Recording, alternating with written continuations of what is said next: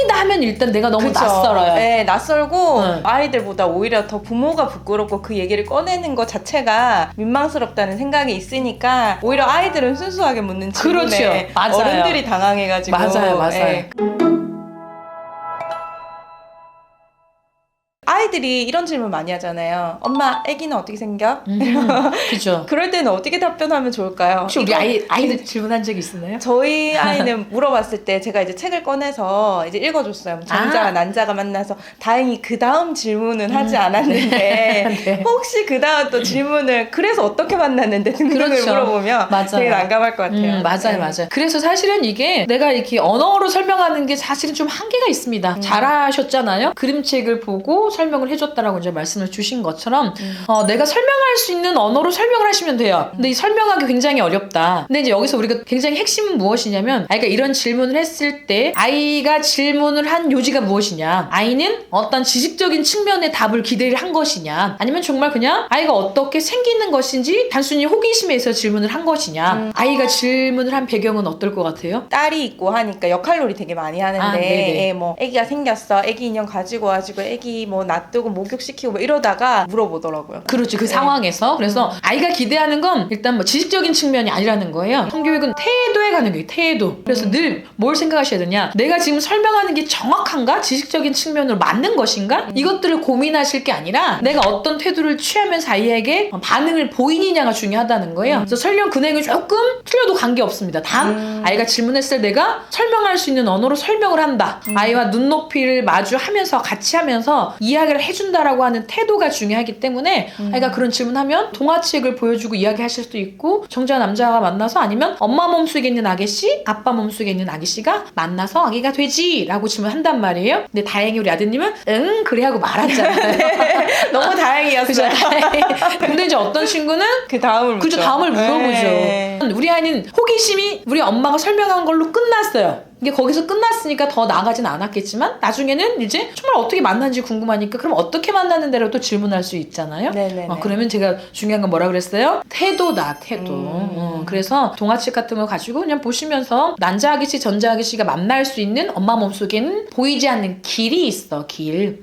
그 길을 통해서 만난다. 한 유치부 정도에게는 그 정도만 설명해주면 될 것이고 초등학교 고학년이다라고 하면 조금 더 디테일하게 조금 설명을 해주면 좋을 것 같습니다.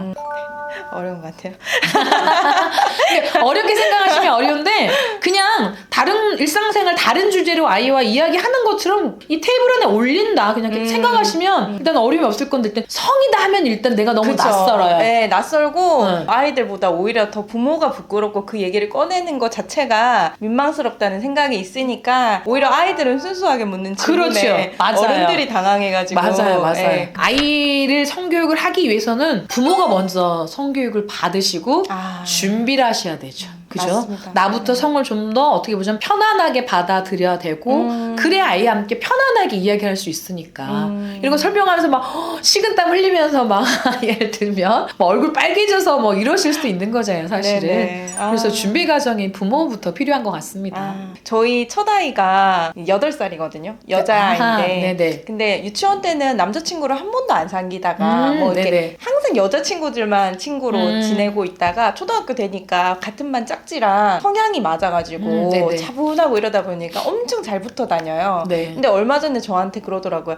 엄마 친구들이 그 친구랑 나랑 사귄다고 얘기를 했더라. 네. 이러는 거예요. 그래서 제가 저희 딸한테 사귀는 건 뭔데? 이렇게 물으니까 오, 질문 잘하셨네요. 아, 그래요? 네. 사귀는 건 뭐야? 이랬더니 남자친구랑 여자친구가 친해져가지고 좋아서 뽀뽀하는 게 사귀는 거래? 이러는 거예요. 네네. 그래서 제가 그 친구랑 그럼 너 뽀뽀했니? 이랬더니 네. 아니 안 했어. 뽀뽀할 생각은 없어. 이러더라고요. 네네네. 그러면서 저는 되게 두 아이 다 어리게만 봤는데 진짜 요즘은 남자친구, 여자친구 이런 관계들이 옛날 우리 때보다 훨씬 더 빨라졌잖아요. 그럼 아이가 연애를 하는 시기도 얼마 남지 않았겠구나 이런 생각이 들더라고요. 네네. 아이의 연애 같은 거를 어떻게 바라봐야 되고 어떻게 응원해줘야 되고 이러는지 잘 모르겠어요. 그래서 이제 늘 모든 그 질문에 앞서 모든 것들에 대해서 우리가 고민해야 할 지점은 나는 그러면 그걸 어떻게 보느냐. 뭐 예를 들자면 음란을 보는 아이를 어떻게 보느냐. 연애 질문 주셨으면 나는 연애라고 하는 걸 어떻게 보고 있느냐가 일단 중요하겠죠.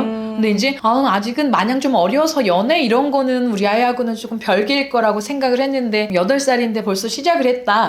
8살인데 벌써도 아니죠. 제가 이제 한 어머님을 만났는데 어머님이 아들은 누구 거? 이렇게 질문했다는 거예요. 그래서 엄마가 기대한 건 엄마 거였는데 이 아들이 나는 예진이 거 이랬다는 거예요. 그래서 예진 누군데? 그랬더니 같은 반에 있는 여자친구 뭐 이렇게 얘기를 했더라고요. 그래서 우리는 사귀는 사이야 뭐 이렇게 이야기를 했다고 하는데 그러니까 아이들에게는 나름 연애라고 하는 게 굉장히 진지하죠. 나이와 관계없고 근데 중요한 건 성인들이 어떻게 보느냐. 미성숙해 제대로 뭘 하지 못할 것이야 이렇게 보다 보니까 연애에 반대하는 분들이 많단 말이에요. 특히 이제 부모가 아이들의 연애를 반대하는 이유 중에 뭐 다양한 것들이 있을 수 있겠지만 공부를 좀 소홀히 할까봐 뭐 이런 것들도 좀 많이 있을 수 있는데 자신의 행동에 대해서 책임감 있게 성장하는 아이가 연애를 한다고 해서 공부를 뒷전으로 하거나 그러진 않을 거거든요. 그리고 또 특히 아까 이제 말씀드린 것처럼 아이들이 뭐 미성숙한 존재여서 연애를 하게 되면 어떤 스킨십을 하게 될 거고 거기가 그럼 나는 좀 그것도 걱정되고 이런 말씀들 많이 주시는데 뭐 미성숙한 존재는 아닙니다. 그래서 앞서 이제 많은 질문을 주셨는데 그런 것들이 가정 안에서 이야기가 되고 서로 어느 정도 소통이 된다라고 하면 아이는 반드시 책임감 있게 행동을 할 것이고요. 아이도 얼마든지 연애할 수 있다. 자기결정권 행사예요. 그거는 내가 누군지 나는 어떤 사람을 좋아하는지 좋아하게 됐는지 그 사람과 어떤 게 관계를 맺을 것인지. 그래서 결과적으로 연애도 관계잖아요. 관계면 늘 연결되는 건 경계 존중. 경계 존중. 어떻게 응원해야 될 것이냐. 있는 그대로 응원. 우리 딸 이렇게 남자친구가 생겼구나. 엄마는 아주 응원해. 그리고 이제 오픈할 수 있게 해주셔야죠. 이거를 이제 엄마는 연애 같은 건 반대하고 조금 더 나이 먹고 하지 이렇게 하면 아이가 이제 연애를 어떻게 할까요? 숨기게 되겠죠. 비밀 연애를 시작하게 되면 어떤 이슈가 생기더라도 이야기할 수 없을 것이고 애초부터 그냥 오픈하고 얼마든지 부모는 너의 연애 찬성이다. 오픈하자. 이야기할 수 있는 거 하고 나도 전적으로 지원해줄 수 있는 것들 지원해주고 이렇게 간다라고 하면 그 안에서 또 연애라고 하는 주제를 가지고 끊임없이 이야기 나눌 수 있는 굉장히 뭐 관계 맺음에서 더 끈끈해질 수 있는 그런 또 부모와 자녀와 이런 사이가 되지 않을까 싶어요. 사실은 오히려 오늘의 작가님 말씀을 들으면서 드는 생각이 오히려 아이들의 순수함을 오히려 어른들이 성이나 연애에 대해서 조금은 생각이 있어가지고 아이들을 그렇게 염려스럽게 바라보진 않았나라는 생각이 들면서 네네. 그 아이들의 그런 가정들이나 성장 과정들이 깨끗하게 다 오픈하고 부모님한테 얘기할 수 있는 그런 문화를 만들어야겠다라는 생각이 듭니다. 맞습니다. 그게 중요해요. 연애하면 엄마한테 얘기해. 이것도 중요하지만 얘기할 수 있는 가정 환경이 만들어져 있어야 돼요. 아무리 했는데 얘기해봤자 별로일 것 같아 라고 하면 아이가 와서 쉽게 꺼낼 수 없거든요. 그래서 가정 문화를 점검하고 부모의 인식을 점검하고 이게 교육에서 출발이 되어야 되는 지점이에요. 좋은 말씀을 너무 감사합니다. 그래요? 많이 배웠습니다. 그렇군요. 감사합니다. 감사합니다. 네.